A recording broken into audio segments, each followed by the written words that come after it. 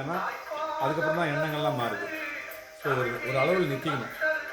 அந்த அளவு நமக்கே தெரியணும். யாரும் சொல்லி தெரியறதில்லை, யாரும் சொல்லி தெரிய போகிறதில்ல.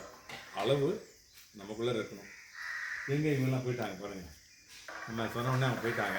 நிறைய அங்கே இருக்கிறாங்க. இன்னும் நிறைய நம்ம பார்க்க வேண்டியது இருக்குது. பார்க்கலாம்.